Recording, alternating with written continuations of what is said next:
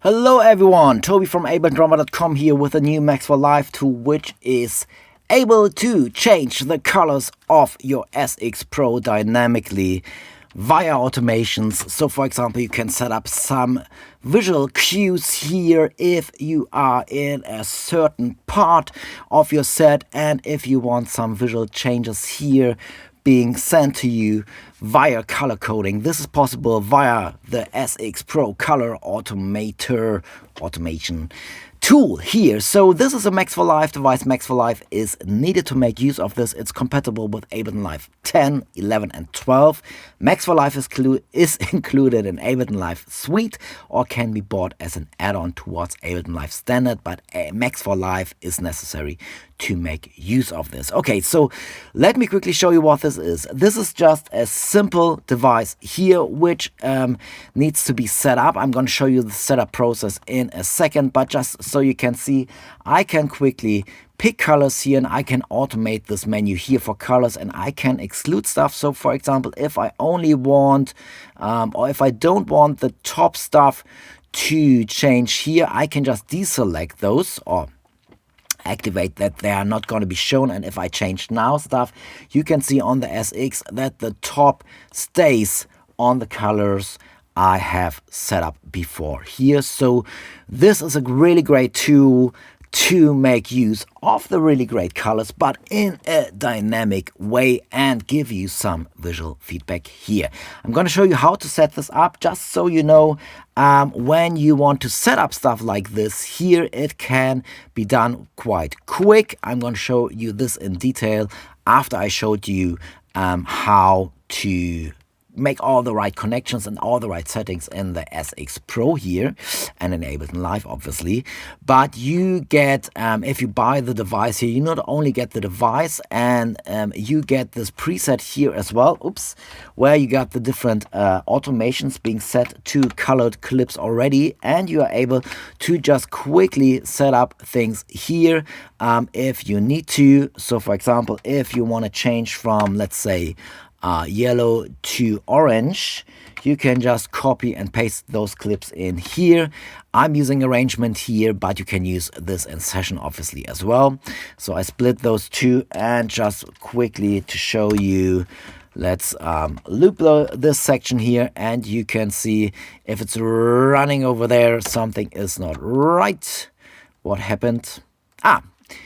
Good thing to know. The enable arrangement automation enable button here needs to be set obviously if you have stuff running in session first, and then so that automations from the arrangement are being taken over. I'm going to explain this in a second as well when we go through the setup here.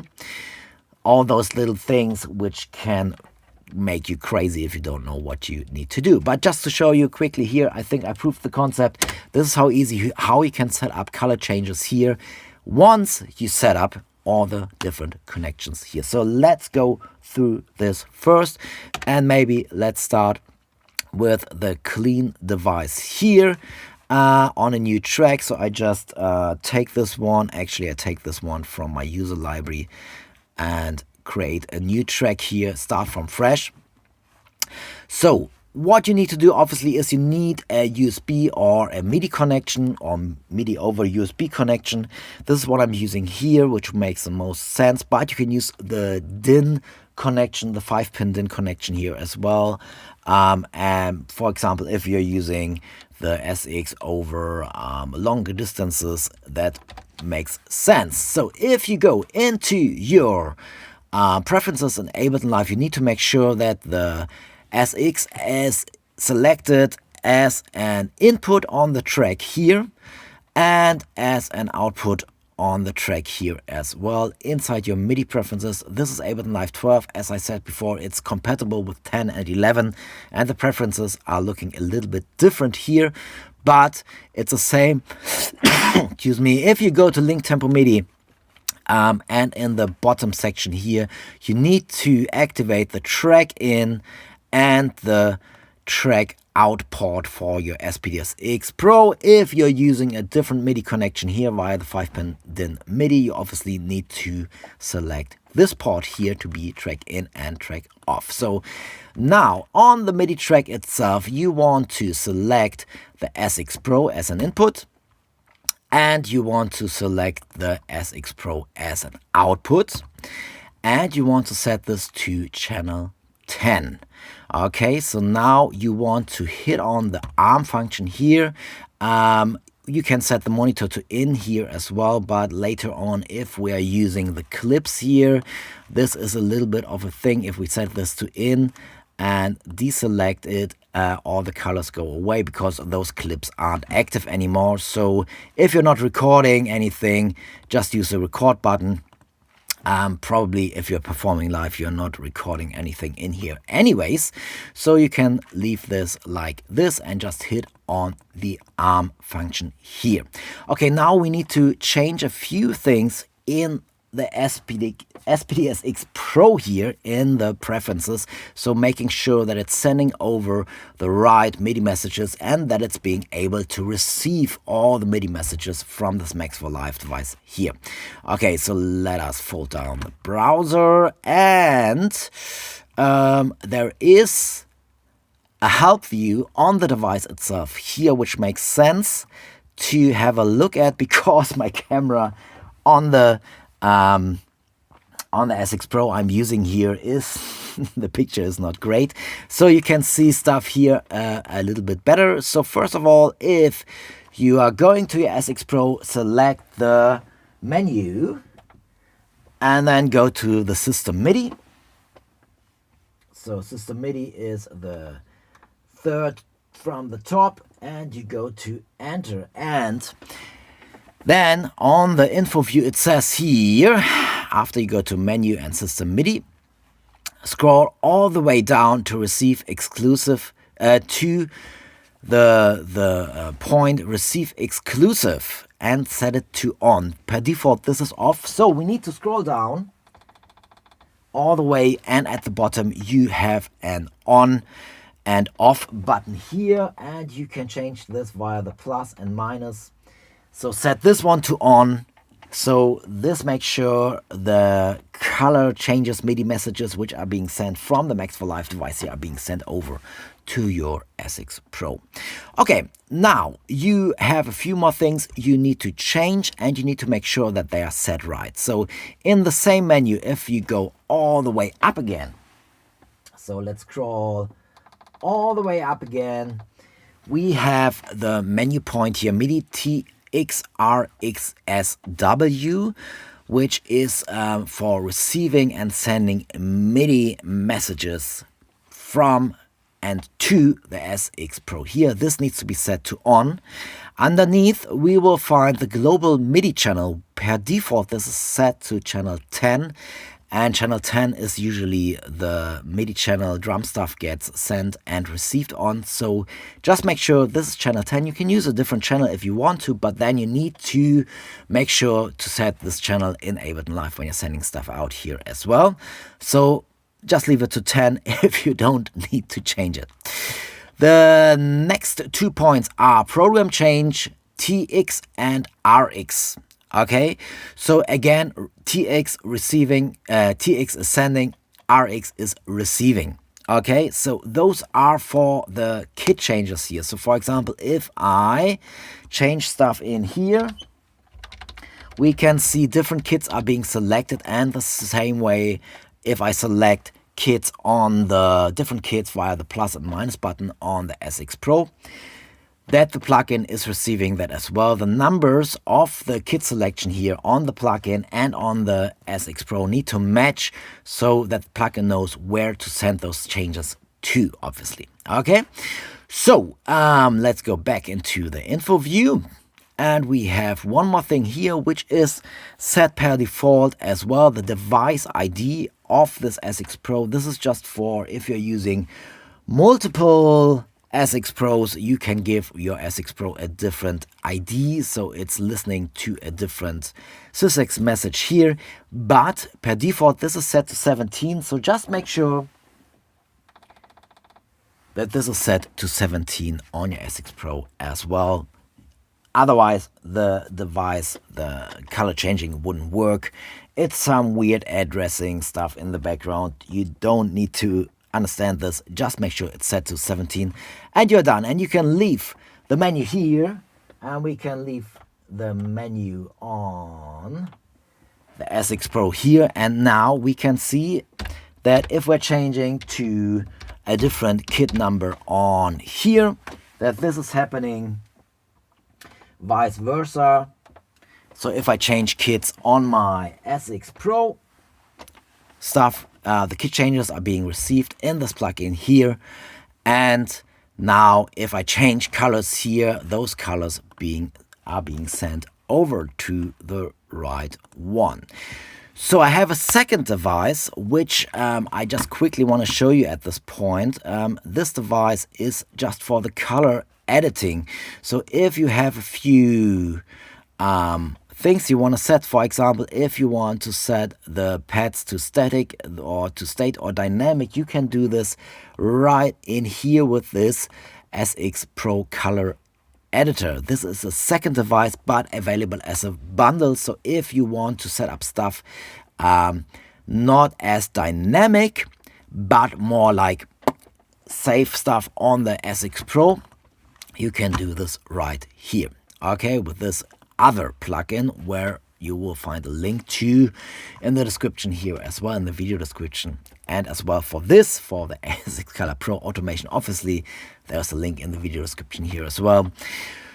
Okay, so now I'm able to set up different automated color changes here already. So I have this menu here, and I want to automate this menu to change at some point. So I need to create a MIDI dummy clip. I can just double click on an empty clip slot. This is, I'm showing you this in session, but I'm showing you more stuff in arrangement view, which most likely a lot of people are using from you. So in Ableton Live 12, the envelope section, the automation section is looking a little bit different than in 10 or 11. In 10 and 11 you find this here, but in 12 you find this here, and you select the SX Pro Color Automator, and then you select the color menu, and you are able now to set breakpoints here, and it shows you the color. So blue, maybe here, and maybe here going up to orange. So now if I play this clip, you can see the colors are changing depending on what part of the automation I'm passing over here. Okay, so obviously, you don't want to set up things all the way yourself. You might want to set this up a little bit quicker. And for this, you have a second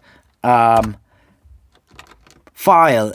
When you buy the device here, you got an Ableton Live project. And inside this project, you find this ALS file here, which is a preset I created. So if you drag and drop this preset into your Ableton Live session, you need to go all the way up here to put this in. It already has a lot of different colors here, color clips, and those clips here have those envelopes already put in. So you can see, the color menu, all those things are already being set up here. Obviously, you need to make sure that your SPD SX Pro is being selected as an in and as an output. Here, set this to channel 10, hit the arm so it will follow. So now I need to make sure that this number here is matching the number on my SX Pro. So maybe if I go to, let's pick kit number 50, you can see now it's kit number 50 on the SX Pro here as well. I could deactivate the setting the SX via the device, or following from kit changes on the hardware. I could deactivate this here if I want to. Yeah, just to let you know what those buttons here are actually doing. Per default, they are following. And now I'm able to set up those things here via the clips. So if I play those clips now, you can see the colors are changing already. So now if you want to set this up in arrangement, and this is really nice to do, because in arrangement the same would be you want to make sure, and that was something here happening before in the video, you want to make sure that this track is active. So if I play a clip on here, you can see that this track here now is grayed out, and you want to reactivate this clip because you want the arrangement clips and the arrangement automations to be the ones which are now working and not the ones in session. So let's copy this clip here. So you can do this via the menu or via the shortcut Command C. Copy. I hit Tab and I'm now in arrangement. And in arrangement I can paste this clip in here, and I made this clip really long so that you have all the automations being set up here already. So now you can just say, well, actually I just want this 1 bar long. You split this via the menu or Command E, and then you can select the other clip here. Let's take another clip, copy it, tab, go back, paste this in. Let's cut this here, which is called split, or Command E. Let's delete the other half here, and maybe let's set this up to here. And we can see already when we're playing this part here now, the SX Pro is changing. And this is due to the automations are already in this clip, and we want to see those automations, and we can turn those automations on by turning on the automations view here. It's already showing us the right and automated parameter, the color menu here, and we see those automations are being put in here. So, and this is what's happening when I now put in a different clip. Maybe let's take this one, put this in here, bam, and you can see this automation is already set inside the clip, and I can have this clip being automatically setting the automation here. So you need to make sure if something is not matching up with the colors of your clip, just have a look on the automations if the automations are set right here.